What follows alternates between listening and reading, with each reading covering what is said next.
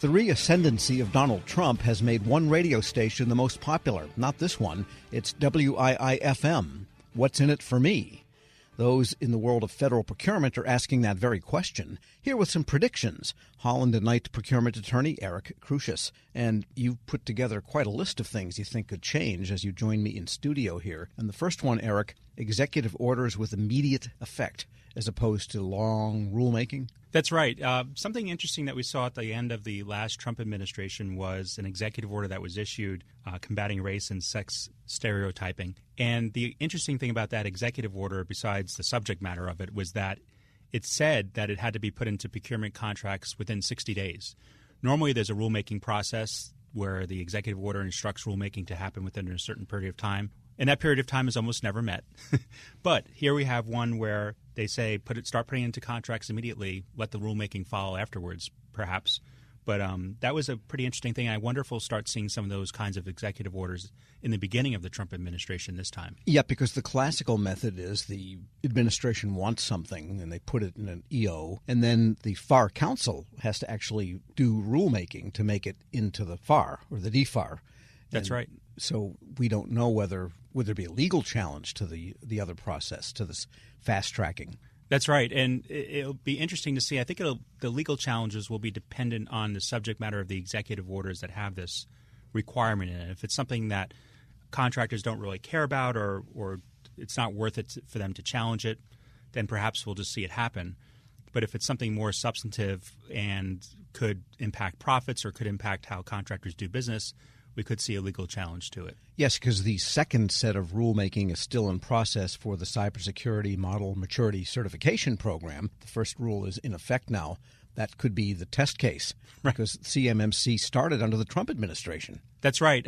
That's one of those areas where I don't expect that we'll see a lot of change. The Trump administration had talked about kind of combating China, combating cyber incidents. Certainly, they were very much on the forefront of kind of issuing regulations to stop that. They talked about in his own agenda for this new administration protecting critical infrastructure, thwarting cyber actors, using regulations to do so. So I expect we'll see more of the same in the cyberspace. And if you even look at CMMC itself, the first version of CMMC during the Trump administration was more difficult for contractors to comply with than the current version during the Biden administration. So I think we'll see at least more of the same in the cyber area. All right. And then you're also expecting acceleration of onshoring and Buy American requirements. How much more intense can they get? I mean, that's pretty much the rule of the land now. That's right. I mean, that's one of the few areas, I think, in federal procurement where Trump and Biden agree viciously, where they both agree on onshoring. They both agree on Buy America. Biden started the Made in America office within OMB. Even in kind of Trump's papers where they were kind of talking about their plans, they talked about using that office and expanding it. So I think we'll see a lot more. There's also talk of kind of looking at contractors and whether they're outsourcing jobs and kind of restricting contractors who are outsourcing jobs.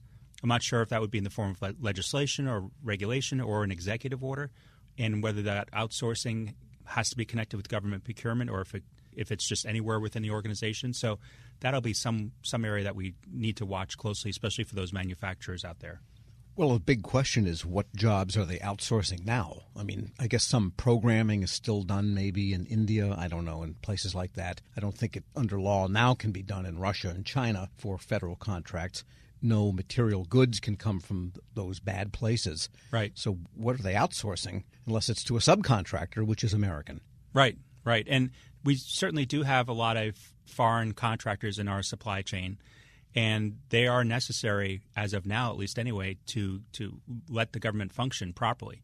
A lot of what we do, as far as the U.S. government is concerned, is for large and small manufacturers and service contractors that are overseas, and they're a vital part of our supply chain.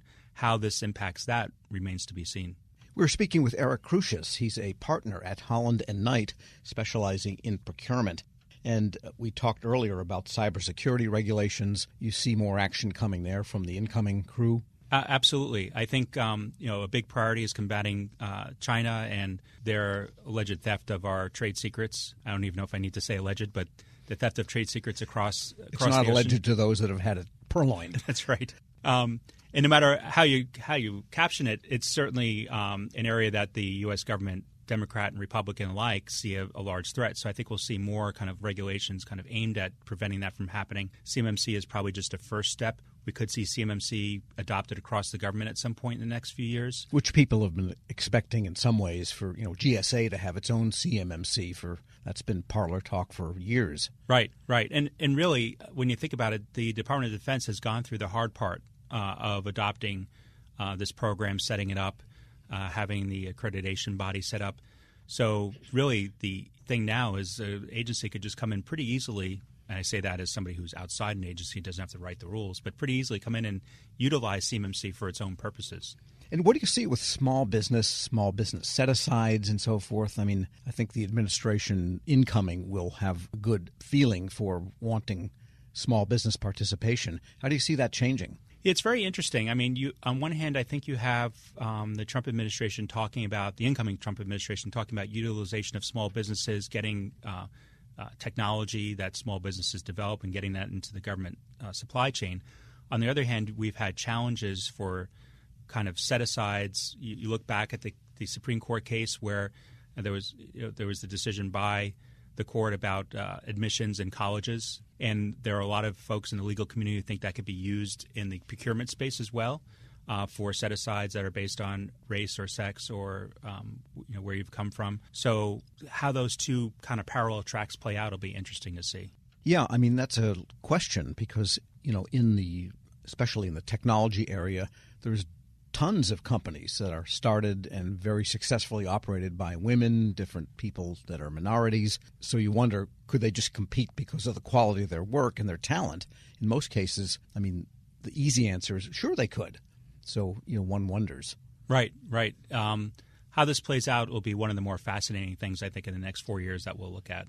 All right. And then there have been a lot of procurement regulations issued by the current administration relating to DEI in the contractor's workplace, related to their energy footprint, a lot of these things coming in socio goals that are being expressed in federal contract and that you can't impose on private industry work. And probably we'll see a lot of those get yanked. Right. I mean, that's the thing about issuing executive orders, is that the new president can come in and say, nope, no thanks, and years of rulemaking are kind of all done for it. We have a few examples of that. We had the greenhouse gas proposed rule that came out in November of 2022 at this point that was met with a lot of consternation from industry. That has not made it to a final rule. I suspect that we will see that rulemaking process wind down for that initiative.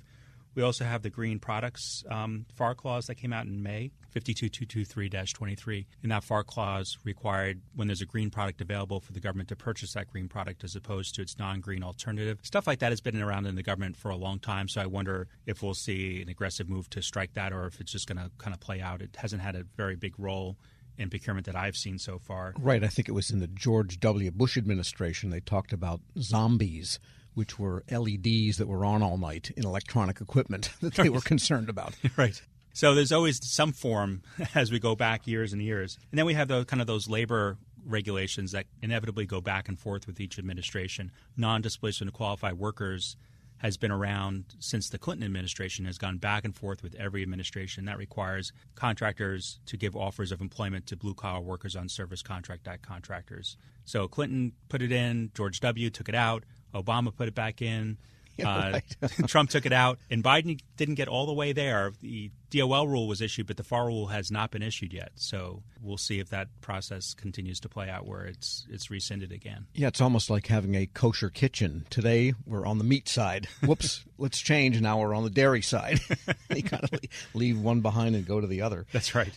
All right. And what do you expect for some of the structures that support federal procurement and policy making? I'm thinking of the Office of Federal Procurement Policy and to some extent OIRA, the Office of Information and Regulatory Affairs.